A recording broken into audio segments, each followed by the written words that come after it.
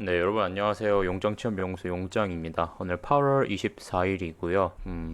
제가 저번에 뭐 한국 상위권 공대생 취업 관련된 영상이 좀 반응이 뜨겁더라고요. 근데 거기 댓글을 보니까 뭐 한국은 이제 뭐 망할 것 같으니까 뭐 어쩔 수 없다라는 식의 뭐 이런 헬조선이다라는 뭐 댓글들도 달기 시작하더라고요. 뭐 저도 한국에 대해서 막 그렇게 낙관적으로 보진 않고 있거든요. 그래서 2040년이 되면 어차피 어, 시- 향후 10년 후의 미래를 절대 예측을 할 수가 없기 때문에 어떻게 될지는 저도 모르는 일이지만 지금 상태로 가게 되면은 반도체든 배터리든 국가의 경쟁력이 중국에 밀리는 거는 당연한 수순이라고 생각을 합니다. 현실을 직시하는 게 정말 중요하다라고 생각이 드는데요.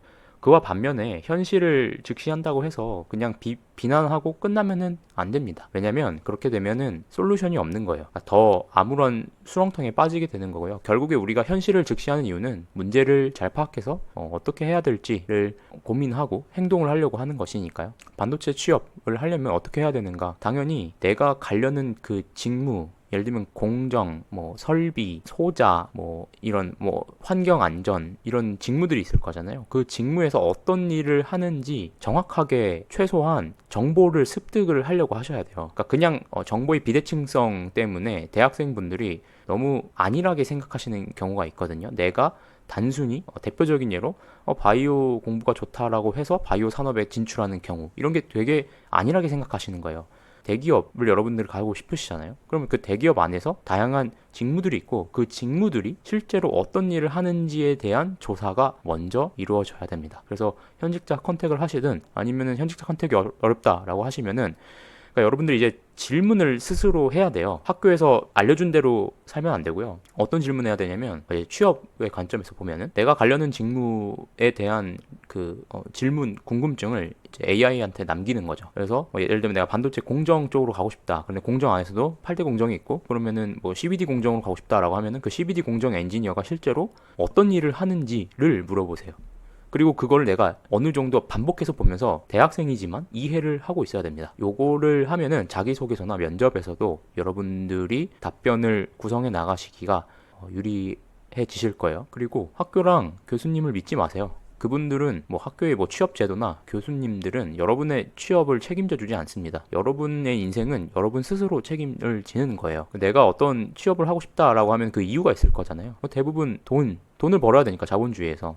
저 되게 드라이하게 말씀을 드리고 있죠. 네, 당연한 거예요. 좋은 연봉에 그다음에 적절한 뭐 워라밸, 그다음에 어떤 타인에 대한 인정 이런 것 때문에 대기업을 가길 당연히 바라는 거잖아요. 뭐 뭔 자아 실현 같은 소리를 하고 있어요. 그렇죠? 그래서 내가 아까 직무를 찾아봤으면요. 그럼 또 이제 두 번째 질문을 하는 거죠. 그럼 그 직무에 관련된 그 경험을 그럼 내가 이 학부생에서 어디서 쌓을 수 있어요?를 좀 물어봐야 돼요. AI한테 물어봐도 되고요. 아니면은 그 학교 선배 중에 저기 이미 대기업에 먼저 간 분이 있으면은 학교 때 뭘 했는지를 좀 물어보세요. 그리고 그 경험은 절대로 학교에서 먼저 제공해 주지 않아요. 우리 수능할 때처럼 그 강사들 있잖아요. 학원 강사들이 이렇게 떠먹여 주잖아요. 숟가락으로. 근데 대학생부터는 그런 게 절대 아니에요. 내가 예를 들면 지금 이 반도체의 공정 직무로 가겠다라는 것도 여러분이 스스로 결정을 한 것일 거고요.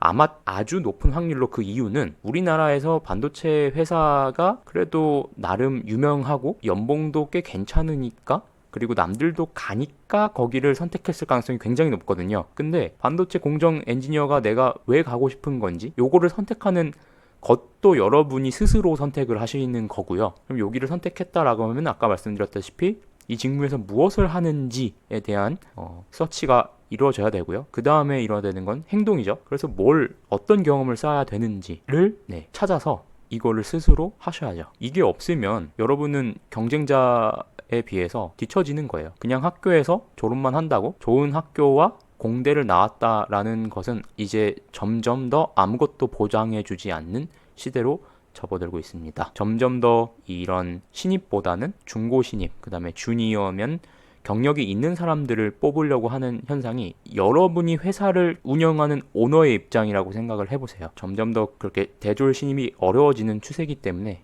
이런 것들 내가 스스로 찾아서 먼저 해야 된다. 그리고 저번에 제가 찍은 영상은 왜 굳이 반도체 공정으로 가려고 하느냐, 내가 만약에 조금 하고 싶은 분야가 있으면은 지금 이 대기업의 함정, 지금에서의 어떤 한국의 위상만 생각을 하지 마시고 앞으로 좀 어떻게 될지, 미래에 어떤 변화가 있을지를 좀 생각을 하셔가지고 플러스 내가 좀 관심 있고 흥미 있고 적성이 있는 것들을 찾으셔서 그 분야로 가야 된다.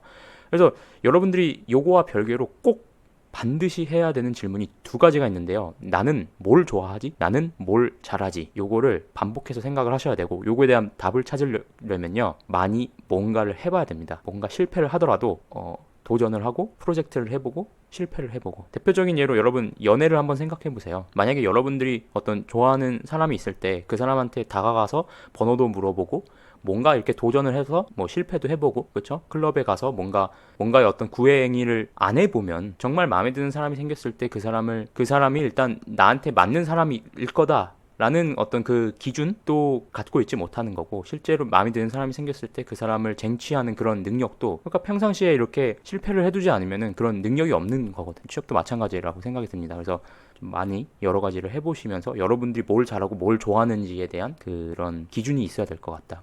만약에 그게 반도체 공정이면은 반도체 공정으로 가는 건데, 이게 되게 무책임한 말이에요. 한국에서 그렇죠, 대기업이니까 일단은 많이들 가시니까 반도체 쪽으로 생각을 하시는 게 대부분이고, 저도 그랬고요. 그러면 반도체 공정 직무는 뭐 하는 곳이냐? 뭐 반도체는 다양한 직무가 있습니다. 근데 제가 계속 말씀드렸던 게 뭐 공정 쪽을 타겟팅을 하면은 괜찮다. 왜냐면은 가장 사람들을 많이 뽑으니까 공정 쪽으로 그 타겟팅을 하면은 뭐 나중에 소자로도 연결이 될 수 있고, 뭐 설비나 장비로도 연결이 될 수 있으니까.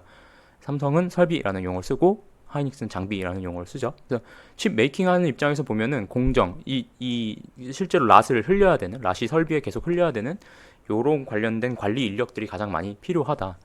근데 이 반도체 산업 전반적으로 보면 지금 왜 반도체 산업이 뜨냐라고 하면은 인공지능에서 그 인공지능의 3요소 중에 하나가 그 컴퓨팅이잖아요. 그 컴퓨팅을 제공하는 게 엔비디아의 이제 GPU고, 아니면은 이 인공지능에 맞는 그 에이직, 브로드컴의 에이직과 관련된 반도체, 이 컴퓨팅 하드웨어가 많이 필요하다. 그러면 이제 이런 것들을 미국에서 첨단 국가에서 설계를 하면은 그거를 생산하는 업체가 필요한 거죠. 그걸 이제 외주를 맡기는 거죠. 그래서 옛날에 미국이 워낙 그 임금이 높기 때문에 이러한 제조 관련된 것은 조금 더 뭐 저 동아시아 국가에다가 이렇게 외주를 맡겨서 글로벌라이제이션을 한 거죠. 최근에 들어서는 그 트럼프 정부가 다시 그 제조업을 부흥하기 위해서 이런 그 회사들을, 공장을, 제조하는 공장을 다시 미국으로 들리고 있죠. 그래서 뭐 삼성이나 현대나 이런 데서 다시 미국으로 공장을 짓고 있잖아요. 뭐 그렇긴 한데 지금 어쨌든 글로벌 패권이 한국이랑 대만에서 이제 제조를 하는 형태로 가고 있습니다. 그래서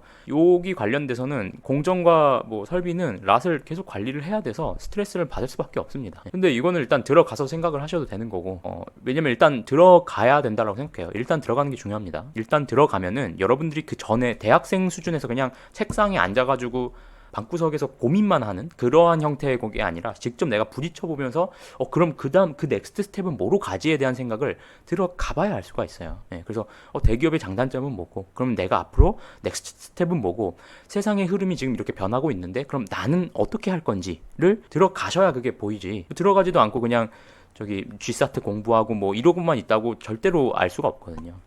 이런 분야는 일단 들어가셔라. 그리고 장점이 사람을 많이 뽑는 직무이기 때문에 여러분들이 내가 뭘 좋아하지, 뭐에 가슴 설레지에 대한 고민은 들어가셔서 고민을 하고 그 다음 넥스트 스텝으로 이동하셔도 돼요. 근데 일단은 취업의 관점에서 일단 들어가는, 대기업에 들어가는 게 중요하고, 여러분들이 좀 상위권 공대 학생이라면은 요런 관련된 직무가 사람을 많이 뽑으니까 요런 데로 가실 수 있다. 그래서 내가 어떤 직무에 대한 좀 특성을 고려하시고 이 직무는 뭘 하는 일을 하고 있는지를 여러분들이 조금 공부를 해주셔야 될 것 같아요. 그 다음에 학교랑 학위는 무슨 의미를 가질까에 대한 얘기인데요.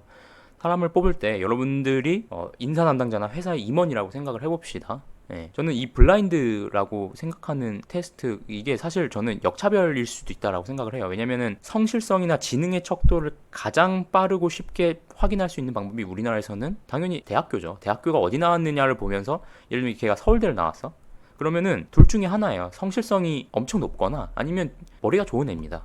그게 둘 다 못하는데 서울대를 갈 수가 없죠. 그래서 좋은 학교를 나왔다라는 게 이런 것들을 보여주기 때문에 그냥 이 직무의 관련성 외에도 이 사람의 피지컬이라고 하죠. 뇌지컬을 보는 거죠. 왜냐면 처음 어차피 그 신입을 뽑으면은 처음에는 아무것도 몰라요. 그래서 처음에 가르쳐야 되는데 그 가르침에 대한 어떤 태도나 아니면 그 습득 능력을 보는 거죠. 그래서 옛날에는 이런 방식으로 많이 채용을 했다가는 최근에는 그 직무에 대한 전문성을 갖고 있는 사람을 이제 점점 더 선호하는 방식인데 이 전자의 이런 학교나 이런 뇌지컬에 대한 부분을 뺄 수는 없죠. 자, 그런데 그거에 대해서 내가 지금 학교가 낮으면 어떻게 해야 되느냐? 그거에 대해서 막 댓글로 엄청 쌓아요. 무슨 학교가 더 좋네, 무슨 학교가 더 좋네.